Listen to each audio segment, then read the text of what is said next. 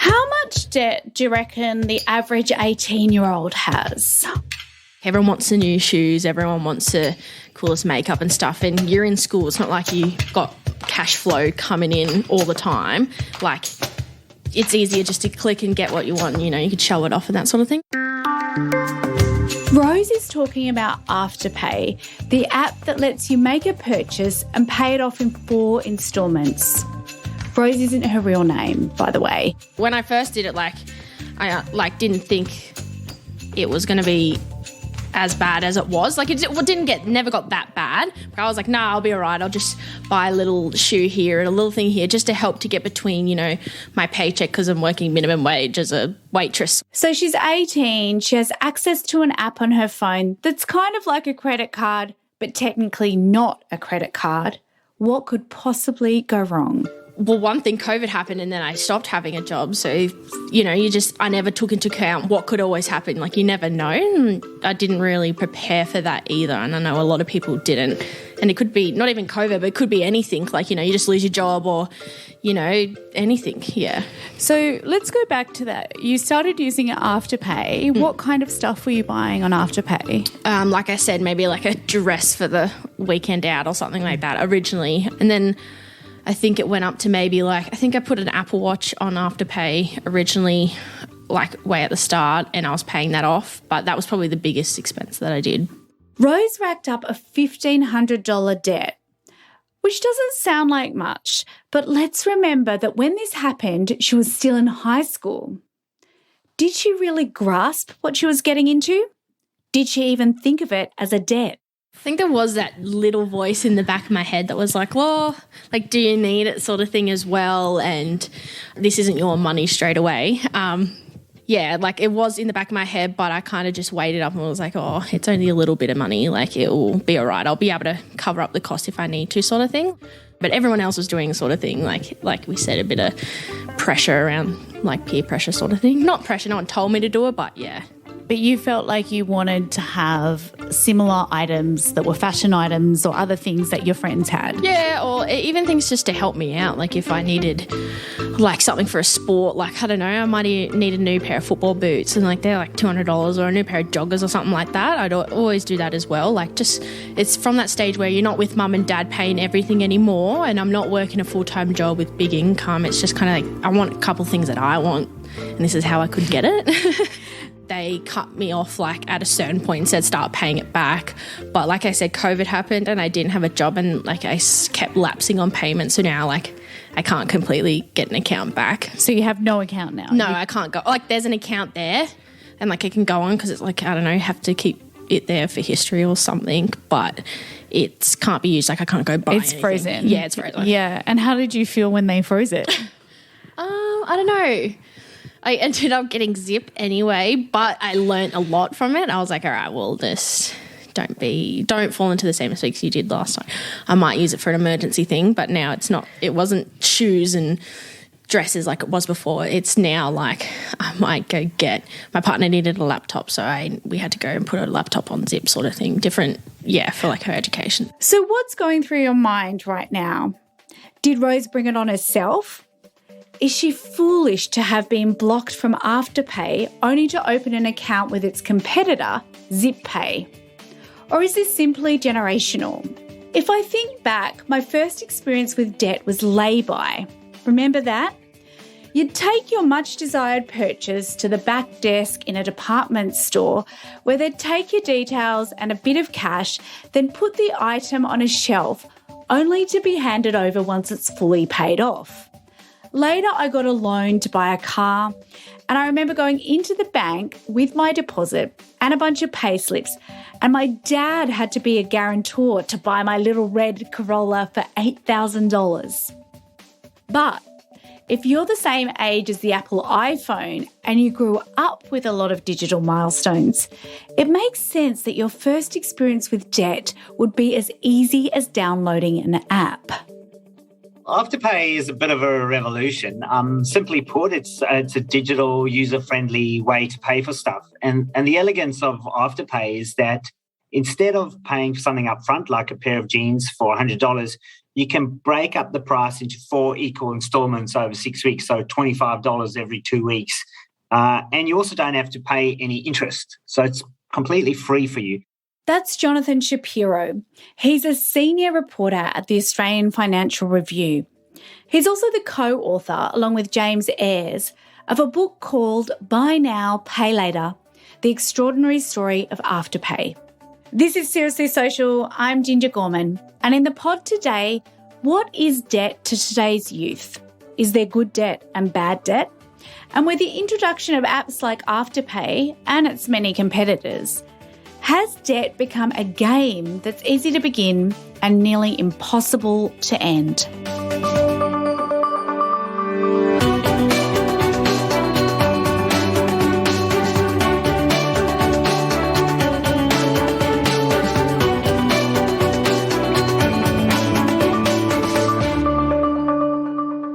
We'll come back to Afterpay in just a moment. But first, Steve Threadgold, a sociologist at the University of Newcastle, has been looking at the generational divide when it comes to debt. Okay, so the main reason that we, in youth studies, try and do research collaboratively with young people is that, for the most part, young people are talked at and about and to, but rarely talked with. There's a whole bunch of kind of political and media, talk about young people and their lives and their responsibilities and their, more often not their failings. But really, young people don't get an opportunity to speak too much themselves. So youth studies kind of starts with a concern to kind of represent the lives of young people realistically, rather than in the ways that they're stereotyped and scapegoated in public discourse. So, in terms of those kind of moral panics about, youth cultures, they're always like, Marilyn Manson's going to make your kids kill people and,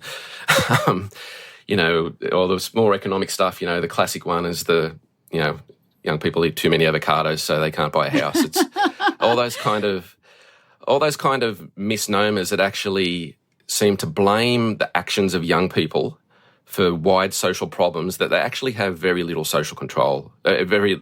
individual control over.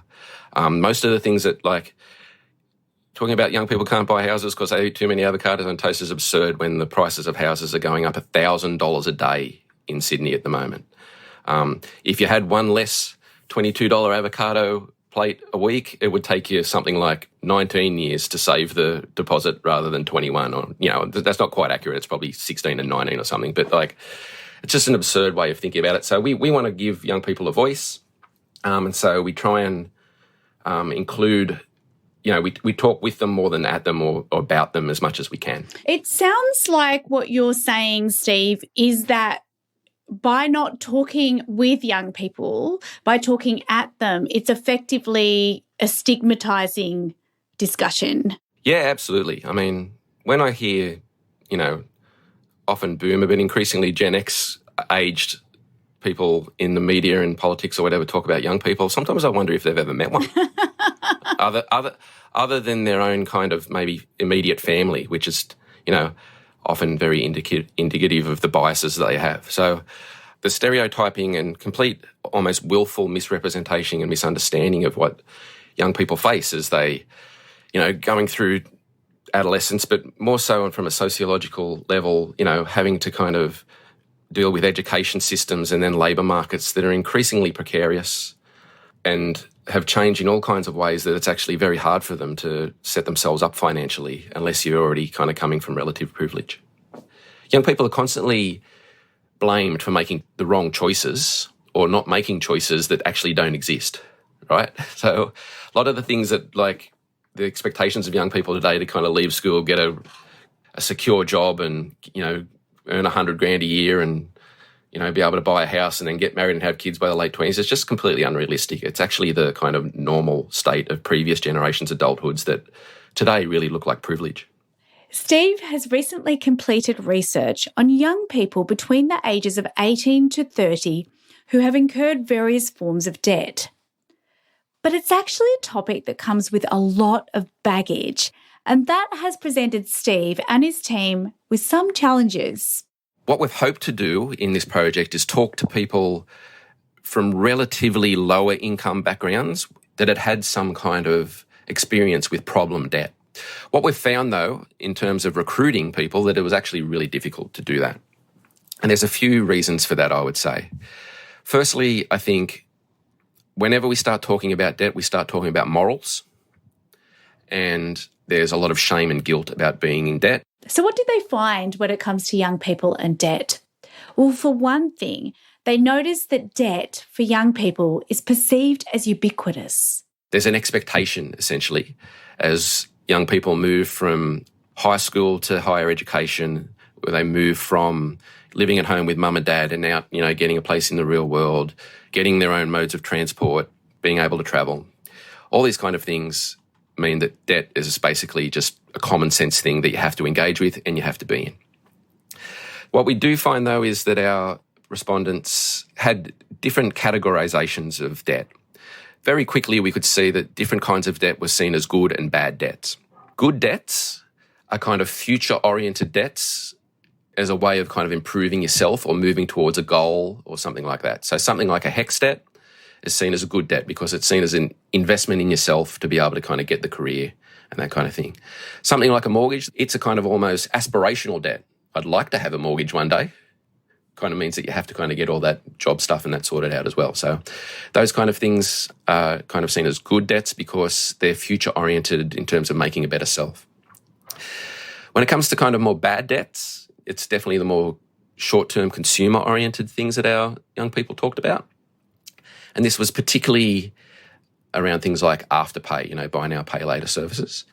There was definitely a moralism really came out when talking about these kind of short-term, more consumer-oriented debts. Here's Jonathan Shapiro again. It just popped up out of nowhere, and if you were shopping on a website and you saw the Afterpay button, you could use it there and then. A few little things that you needed to put in, a few details about yourself, and it almost, you didn't break stride on the way to the checkout and all of it. And you're not only that. To use the example of $100, you only had to pay $25. So it's only $25 leaving your account and you weren't paying any interest. So the speed and ease of use, the fact that you didn't have to pay for the goods up front, and the user experience of it all just made it very easy to use and kind of fostered that mass take-up. In some of your reporting, Jonathan, you've described the attractiveness of Afterpay as shedding guilt. What did you mean by that? We and others have tried to understand the virality of Afterpay, and I think a lot of finance people looked at it very simplistically and logically and said, this is allowing a college girl that didn't have $100, that wanted something, that pair of jeans for $100, to buy it, and Afterpay gave them the money they didn't have. But I think that only probably accounts for some of the attraction of Afterpay. I think beyond that, it was that breaking up the payment, into those 4 equal payments that made you less guilty and helped you overcome a barrier that otherwise might have prevented you from buying something or encouraged you to buy more. And it doesn't have the same feeling, it seems to me, as a credit card where you know that you're going to get lumbered with a debt. It doesn't feel like debt in the same way.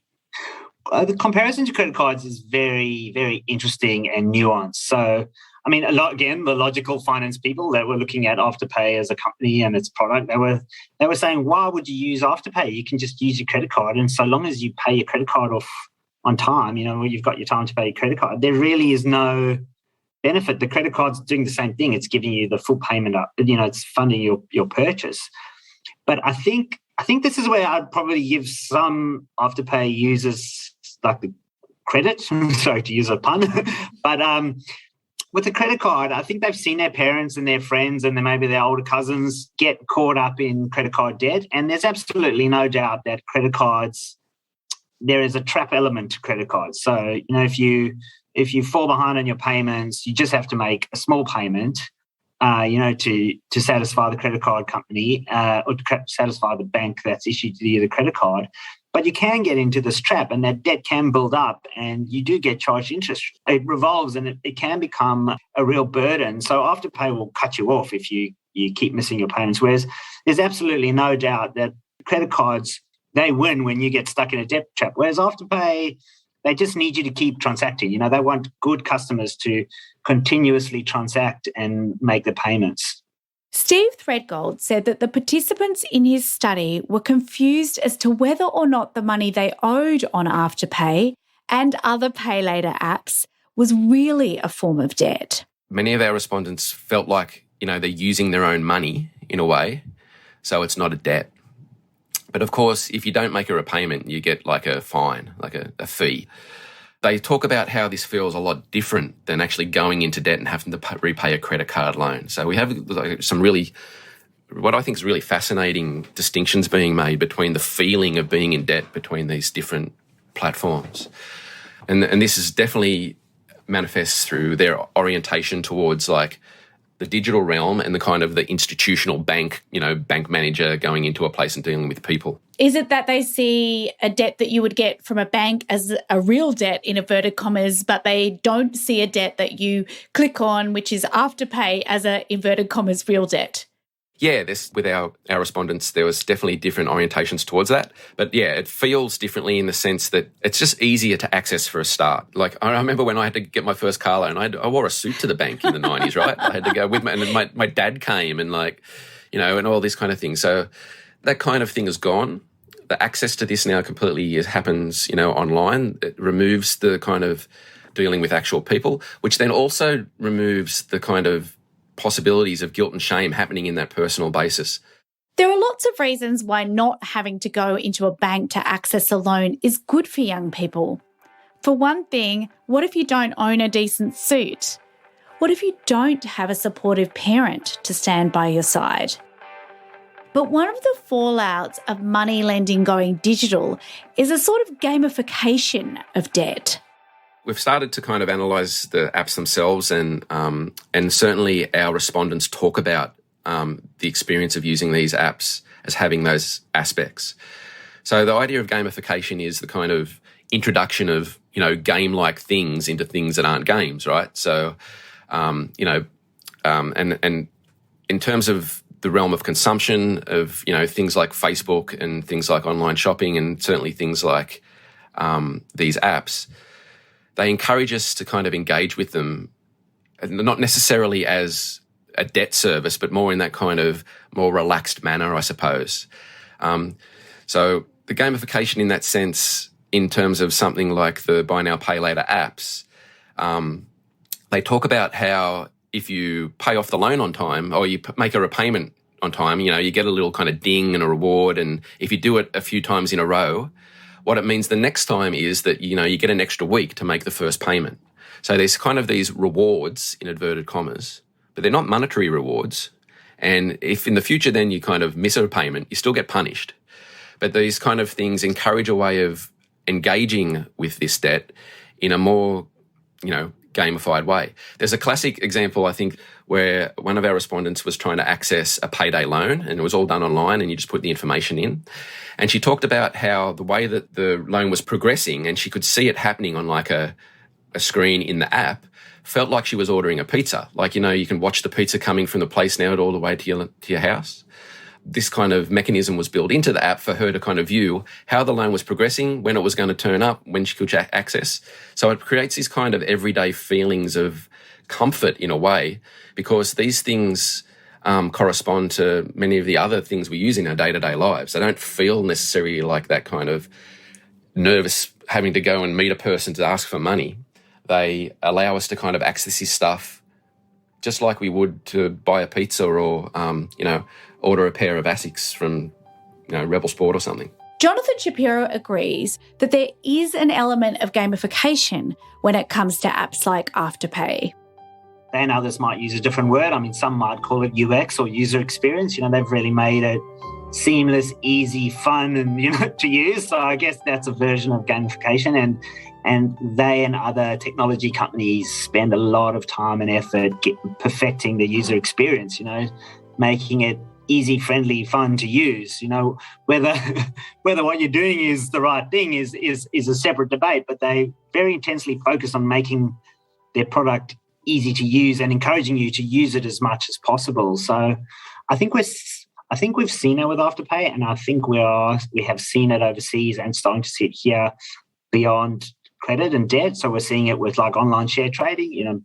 People are making it very easy. On a bus trip, you can log on to your phone, set up a trading account, and buy shares of a CBA or Afterpay even. So it's interesting now that gamification is coming to financial services, and I think something that we regulators, lawmakers, politicians, everyone need to stop and think about is this lack of friction. There is a lack of friction. There's always been a natural friction in buying shares or getting a credit card that slows you down and makes you consider things, but that friction has been reduced to nothing. The issue is it's very hard to tell an entrepreneur or someone at CBA or anywhere that's trying to perfect their product to make it clunkier, slower, and less user-friendly. So I don't know where we land on this, but there is a point, and I think we're reaching it or have crossed it, where a lack of friction, natural friction, is maybe changing the behaviour of users, potentially to their detriment. How we deal with that, I don't know. The logical answer, it would seem, is better regulation. There was a lot of fear that Afterpay would get kind of kneecapped by regulation, that ASIC and government would say, look, this is lending, this is credit, you need to now do credit checks, which would have really stopped them in their tracks and slowed their growth. But they somehow got away with it.